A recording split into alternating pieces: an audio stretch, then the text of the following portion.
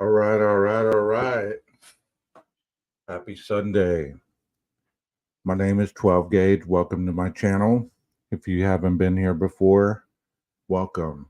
Thank you for showing up and giving me some love. If you've been here before, thank you for coming back. Today is going to be a short live. I have a longer one scheduled for tonight, 7:30. Everything that I say here on my channel is based on my own opinions, based on my own intellectual interpretation of the facts about life, about cases, about what I read, and things of that nature. But I'm not going to talk about cases. I'm not going to talk about missing people this morning. I'm not going to talk about any of that. I'm going to talk about how to be a decent human being, and not in the fact that I'm throwing shade at anybody, because I'm not. I just want to get on here and excuse me, and discuss some of the things that go along with being a positive person. You know, we all talk about positivity. We all talk about wanting to be a better person. We talk about integrity and things of that nature. But most of the time, we don't know how to be that. We don't have that understanding on how to be a good person. Because many times people have been hurt. Many times people have had unrealistic expectations about certain situations, and they've been burned. So when it comes to being a dignified, honest, truthful individual, most of the time they don't know how anymore, because they don't trust the process. They don't trust how they can get back to being okay with who they are for themselves, much less anybody else. And you know, when it starts going down that downfall, sometimes it's hard to come back. Sometimes it's hard to be that person again, because trauma is attached to your memory, is attached to your soul. And whenever you experience traumatic events, most people reenact these things over and over and over based on their last experience. You know, I always told people when I do classes and things of that nature, I always told them the best precursor of future experience is past situations. How you've dealt with life determines a lot of direction on how you're going to react to it. Because most people want to be good, most people want to be successful, they want to be that trustworthy person. But for some reason, in this world, we started taking shortcuts. We started allowing ourselves to be given excuses by other people and attach ourselves to these excuses to justify our actions. There's nothing wrong with taking a stand. There's nothing wrong with being proactive when it comes to seeing people being hurt, exploited, or potentially put down. But sometimes when you take it too far, you start incorporating that violence, that anger, that frustration, and you're unable to let go of it. And it'll eat you up alive if you allow it.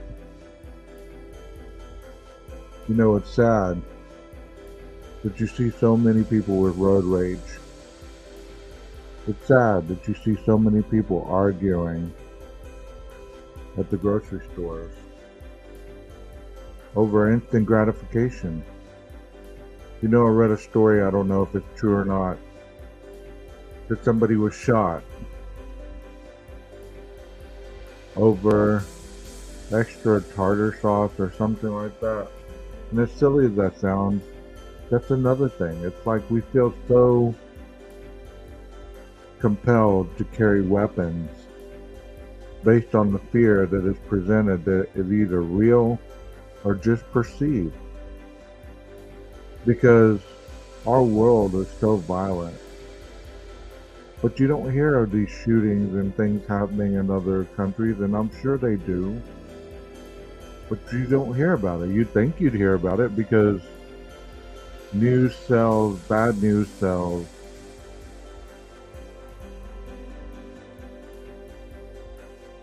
And it'd be quick. You'd hear about it. But you do hear about it here. You hear about it daily.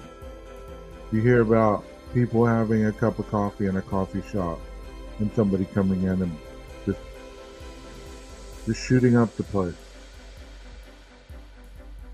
It's terrible. It's terrible. And it's based on people's mental capacity to diffuse stress. And you say you can't blame it on mental health. People make their own choices. Well, this is true. But have you ever had a mental health problem? Have you ever had any kind of situation that was bigger than you, that you couldn't figure out how to cope with it? And every turn you made, it was just another situation gone wrong? Well, there are some people that aren't as strong as you and I. And they try to be strong. And they try to be a decent human being. But for whatever reason, that trauma keeps reenacting itself. And they allow themselves to give in to the hurt, the pain, and the anger. And they disassociate.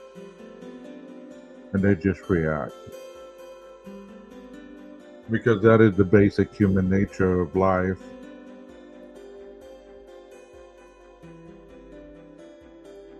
And it's sad. You know, there's a lot of things in this world that we have given up on and replaced with things that we believe that are better. I won't list them out today. But I just want you to know that it's really time. Hey, Sergeant Friday. It's really time to take a look at what you're doing with your life and how it impacts others. Because whether you believe it or not, your actions are a chain reaction of destruction if it's not positive, if it's not thought out, if it's not something that can help benefit somebody. We stopped wanting to help people because we started becoming a person that says, well, I can't give that bum on the street $1 because he's going to go drink it up. How about a kind word? When was the last time you said something kind to somebody? Instead of critiquing your ability, when was the last time you praised somebody? When was the last time that you gave somebody motivation to be better, to be a better person, to be a better human being? When was the last time? When was the last time you looked in the mirror and you gave yourself that insight that today's not going to suck because it's Monday. When's the last time that you didn't follow the herd of negativity and stood up against it by being a different example for yourself so that other people could see, hey, that's not a follower, that's a leader right there? When was the last time that you did a deed without having to post it online and tell the world how good of a person you are because you did this deed? Or even videotape it. You know? When was the last time that you did something great without having to show the world, hey, this is who I am, look at what I did? And just did it because you're a decent human being. You know, many times people in this world have allowed the cell phone, the videos, the self-accolades, the cheering of the crowds, the masses of people that follow you, the likes, the subscriptions, the kind words. They allow all this stuff to get to their head like there's something really extraordinary beyond their own interpretation of the reality. And I'm not saying that in a negative light. I'm saying that, you know what, when you inflate your ego so much that this is how you get your daily charge, it's traumatic. Because everything that gets elated to the point that it's floating above everybody else in its perception ultimately comes crashing down. That's where that adage, everything that goes up must come down, you know, because look at the world we live in. There's people with billions of dollars that have done so many things to humanity, and they're finally being called out, and they're crashing down. They're being paid. They're having to pay the price. Nobody gets off this earth without paying the piper, so to speak. And I'm not talking about anything else other than being held accountable. You know, we allow other people to hold us accountable or try. When did that job become other people's? It should be your own accountability that leads you through the day. It's fair to say that most people who were raised by anybody with any level of basic common sense knows right and wrong.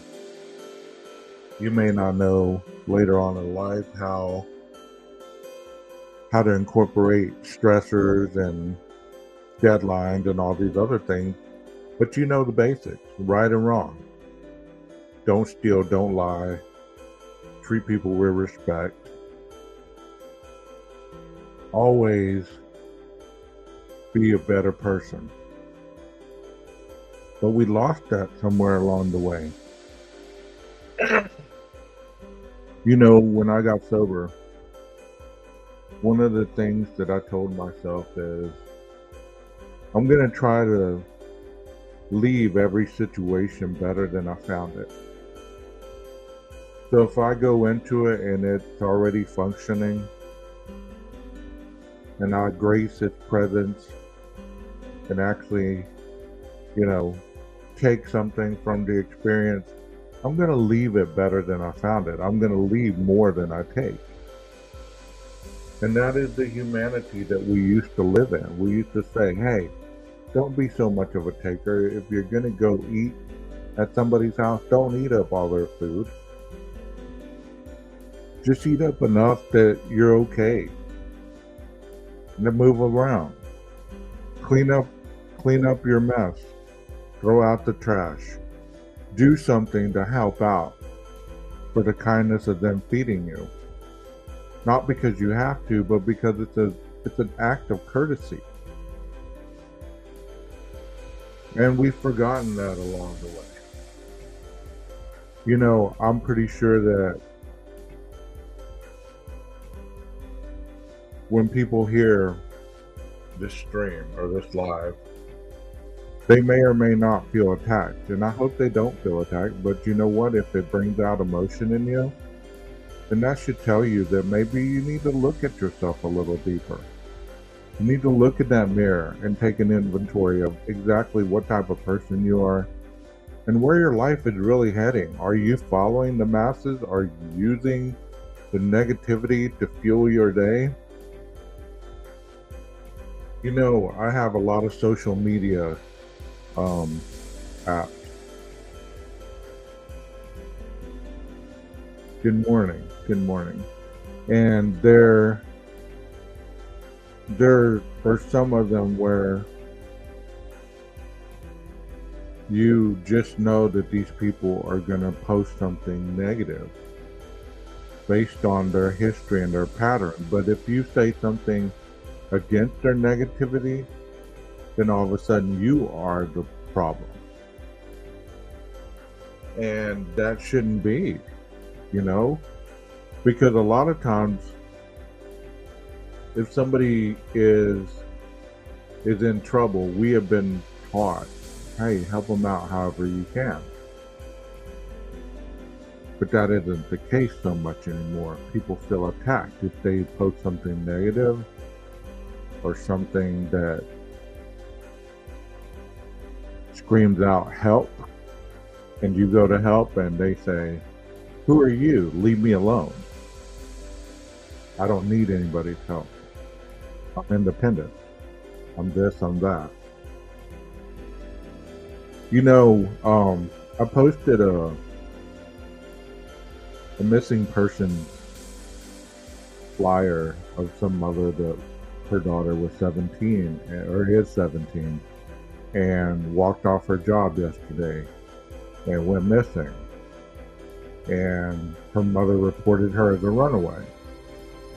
Well, you know, in the comments, most of the comments were about the legality of being a runaway versus, yes, we will help get your daughter's name, face, and information out there, or asking any more logical questions about what kind of mental state she was in, or was she upset?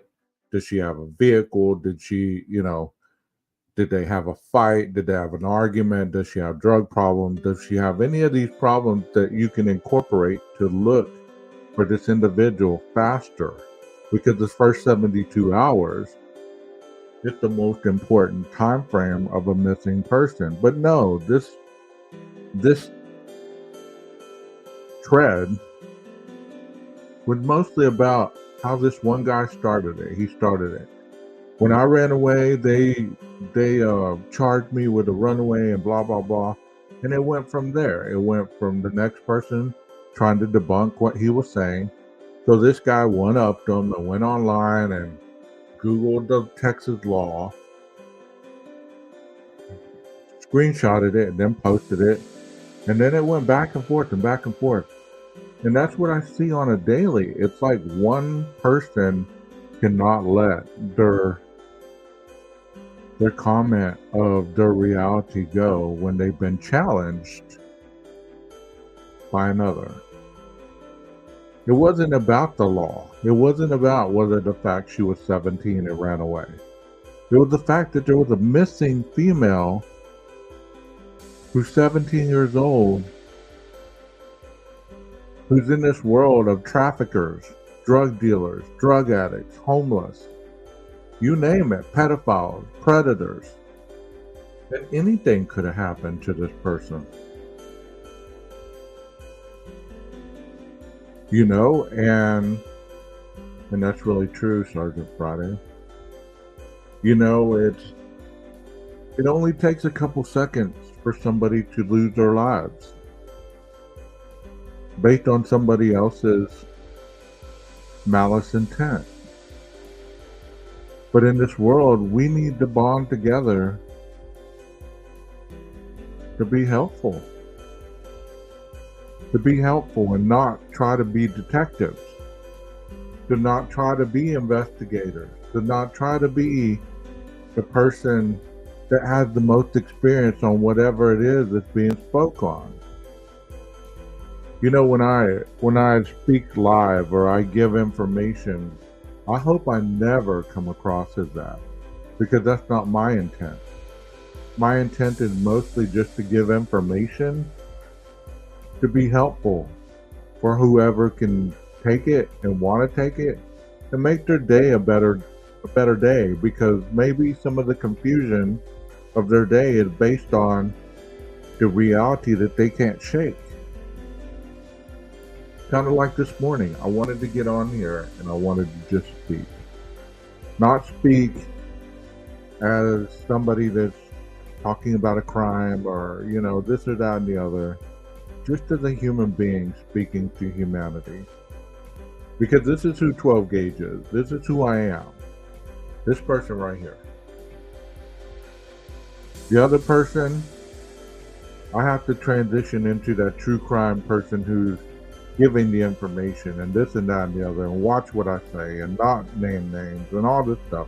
So I'm thinking a lot more than just letting my emotions flow freely. I have hope for humanity, and I've always told people, based on my practice and based on my interaction with individuals, if I can just touch somebody's world, just one, and I've succeeded in my journey. Because I'm not out to save the world, because I can't do it.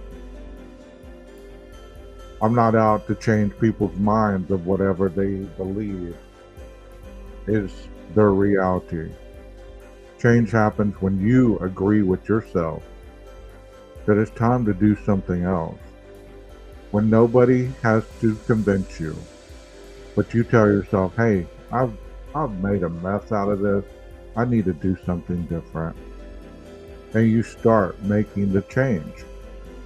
Not because people have guilted you, not because people have threatened you, or not even because of legal repercussions, but because you've identified that your life is a mess and you need to step out and make it better one step at a time. And if you can't do it by yourself, get help. The lockdown, when the pandemic started, I believe it had a lot to do with this, because during that time, right before it, we had a lot of protests going on. We had a lot of angst and anger and all this other stuff. And people suddenly were taking away from their ability to make money, to provide for their families. I'm not trying to make this political. But they lost the ability to communicate. They lost the ability to have empathy. They lost the ability to not take shortcuts. They lost the ability to interact with people outside their home, because they were stuck behind a computer screen for hours. And the only interaction they had was with their own family, which most of the time we don't even interact with them. We ignore them because everybody's stuck on an electronic device. It's a sad world, but we can make a change. We can do something about it. We can do something about this, but it starts with you and it ends with you. And when you start to change, that's when you start to give what you have, not what you don't have. That's another thing that people do. They try to give things that they don't possess. So whenever they give it, people can see through the maliceness of their intent. Yes, I agree. But unfortunately, in the process of them being created to make a better world, we lost ourselves in that process.